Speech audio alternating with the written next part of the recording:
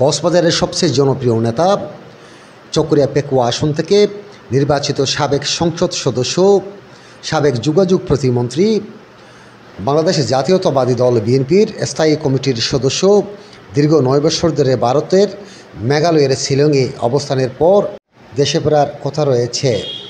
এর মধ্যে travel pass ভ্রমণ অনুমোদন পেয়েছেন তিনি। মঙ্গলবার 6 আগস্ট সালাউদ্দিন আহমদকে এ পাস দেওয়া হয়েছে সূত্রে জানা যায়। এই জনপ্রিয় নেতা দেশে ফেরার সংবাদ পেয়ে চকরিয়া বিএনপির একজাক নেতৃবৃন্দরা ঢাকায় অবস্থান করছেন এই নেতাকে বরণ করে নেওয়ার জন্য।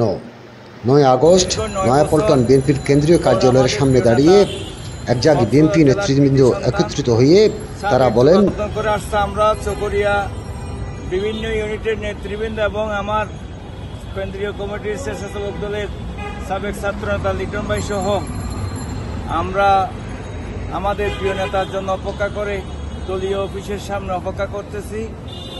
যে কোনো সময় বাংলাদেশে আসবে, আমরা আমাদের প্রিয় নেতাকে নিয়ে বাংলাদেশ তথা চকরিয়া কক্সবাজারে বাংলাদেশ জাতীয়তাবাদী দলের একটি দুর্গ সৃষ্টি করব, যাতে অন্যায় অত্যাচার নির্যাতন যারা করেছিল, আমাদের যে সমস্ত নেতাকর্মীরা নির্যাতনের শিকার হয়েছিল তাদেরকে আমরা আমাদের প্রিয় নেতাকে নিয়ে তাদেরকে মূল্যায়ন করার জন্য আমরা চেষ্টা করব। আমরা আমার নেতা দীর্ঘায়ু কামনা করি।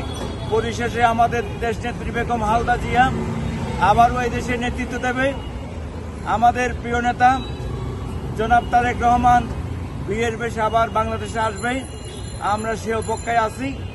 আমার ভাই লিটনকে কিছু বলার জন্য আমি অনুরোধ করছি। আমরা এখানে দীর্ঘক্ষণ ধরে আছি। আমরা প্রিয় নেতা, আমাদের আগামীর আশা আকাঙ্ক্ষার প্রতীক প্রিয় নেতা সালাউদ্দিন আহমদ ভাই বাংলাদেশে বীরের বেশে যে কোনো সময় পদার্পণ করবেন, সেই প্রত্যাশায় আমরা সবাই অপেক্ষারত আছি।